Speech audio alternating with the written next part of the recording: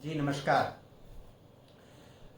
बंधुओं, आज हम चर्चा आपसे करेंगे बांग्लादेश में जो भी घटित हुआ वह कितना दुर्भाग्यपूर्ण है, कितना अच्छा, कितना बुरा है।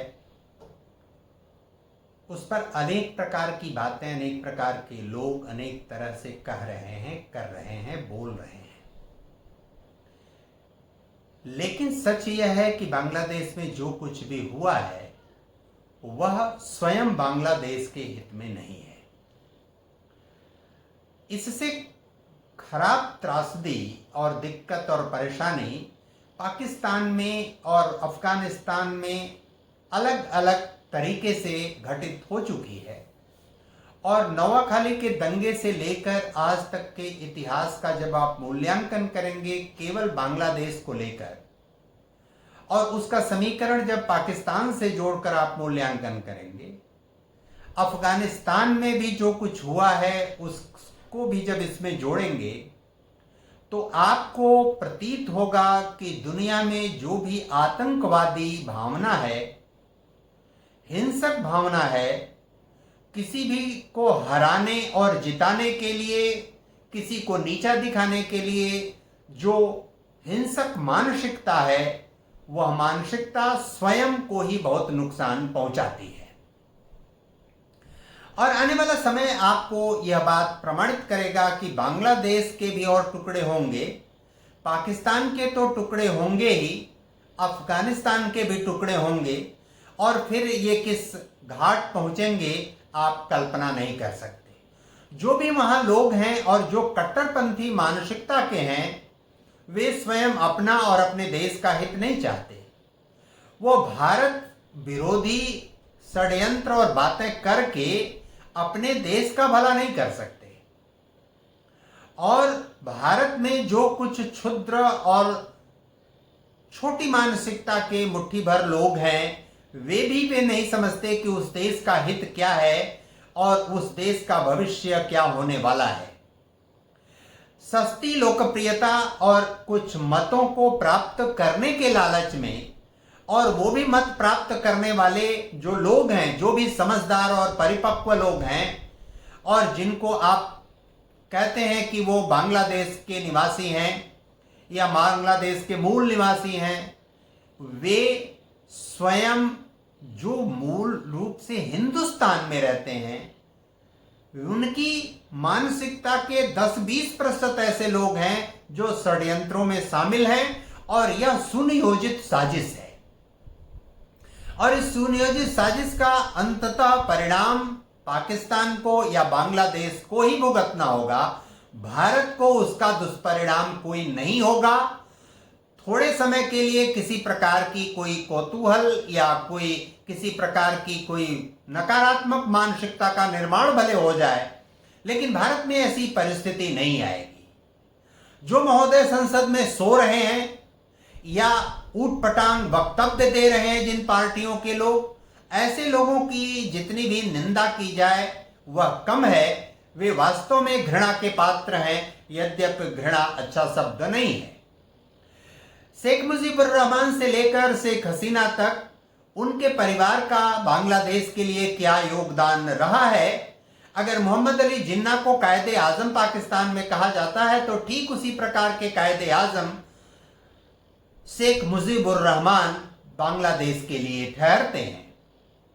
और शेख हसीना को सबसे सुरक्षित स्थान, तस्लीमा नसरीन को सबसे सुरक्षित स्थान भारत दिखाई पड़ता है। ये भारत का बड़कपन है, भारत की श्रेष्ठता है और भारत के अनुसार पूरी दुनिया यदि चलेगी तो सभी प्रकार की अमन, चैन और शांति प्राप्त होगी। जो अधिकार भारत में रहकर जो लोग चाहते हैं और अपने को अल्पसंख्यक कहते हैं, यद्यपि सभी इस प्रकार की मानसिकता के नहीं हैं। अभी कुछ मौलवी लोग राजस्थान के हैं, उन्होंने स्पष्ट रूप से कहा है, सामने आकर मीडिया में आकर कहा है कि हम पृथ्वीराज चौहान के वंशज हैं। पृथ्वीराज चौहान जी के तीसरी पीढ़ी में रामदेव चौहान जी थे और वे अजमेर शरीफ में जो मौलाना थे उनके निकट संपर्क में आए और उनके निकट संपर्क में आने से वे मतांतरित अपने आप को कर लिया और उन्हीं की वंश परंपरा से हम लोग आते हैं। इसलिए हम शुद्ध हिंदुस्तानी हैं और हमारी जो पुरानी पीढ़ी है वह पुरानी पीढ़ी भारतीय हिंदुओं की है। ऐसे भारत में आप चिन्हित करिए तो 80% से अधिक लोग वास्तव में मूल भारतवंशी हैं और जो लोग यहां से पाकिस्तान या बांग्लादेश चले गए वहां भी उनको दोयम दर्जे की नागरिकता है, वे मुहाजिर कहे जाते हैं। पाकिस्तान में जो अफगानिस्तानी लोग रहते हैं या भारत के गए मुहाजिर लोग रहते हैं उनकी दोयम और तीसरे और चौथे दर्जे की नागरिकता भी नहीं बल्कि ऐसी खराब और ऐसी गंदी और गलीज जीवन उनको जीना पड़ता है कि आप कल्पना भी नहीं कर सकते। पसमानदा मुसलमान बंधुओं की स्थिति भारत में कैसी है, उससे खराब स्थिति, उससे 100 गुना खराब स्थिति पाकिस्तान में, चाहे वो नॉर्थ वेस्ट फ्रंटियर हो, चाहे नॉर्थ ईस्ट फ्रंटियर हो, चाहे बलूचिस्तान हो, चाहे सिंध हो, चाहे पंजाब हो, सभी स्थानों पर इस प्रकार की परिस्थिति मिलती है। यह विद्वेष जो बांग्लादेश में फैला है वह विद्वेष भी इसी प्रकार का विद्वेष है। कुछ मुट्ठी भर जो भारतीय हिंदू हैं उन हिंदुओं को अगर अलग कर दिया जाए, यद्यपि वे भी बहुत पीड़ित और प्रताड़ित हैं, फिर जो जुल्म ढाए जा रहे हैं वो जुल्म पसमानदा श्रेणी के जो मुस्लिम है समुदाय के लोग हैं या मुहाजिर हैं उनके ऊपर जुल्म ढाए जा रहे हैं। यह अमानवीय कृत्य है और अमानवीय कृत्य निश्चित रूप से उस मानसिकता का परिणाम है, उस मानसिकता की देन है जो किसी भी देश में अस्थिरता पैदा करके अपना उल्लू सीधा करना चाहते हैं। इस देश में जो अमन चैन कायम है इस पूरे क्षेत्र में, चाहे दक्षिणी एशिया में चाहे दक्षिणी पूर्वी एशिया में, इस समूचे क्षेत्र में विद्वेष और घृणा का वातावरण पैदा करना चाहते हैं, सामंजस्य और सौहार्द को बिगाड़ना चाहते हैं। इसलिए शेख हसीना यदि विगत 6 माह पूर्व बहुतायत बहुमत से वहां सत्तासीन हुई, उन्होंने अपने पसंद का अपने विश्वसनीय को वहां सेनाध्यक्ष चुना और वह सेनाध्यक्ष ने ही विश्वासघात किया। जो लोग उकसाए गए उन उकसावे में वो भी शामिल हो गए। उन्होंने उनको देश छोड़ने के लिए केवल 45 मिनट का समय दिया। कम से कम उनका और उनके परिवार का जो योगदान देश के लिए था, जो अपने साथ वो सामान लेकर हेलीकॉप्टर से निकलना चाहती थी, उसकी जिस प्रकार से जांच की गई वह भी बहुत अशोभनीय, निंदनीय और घृणित है।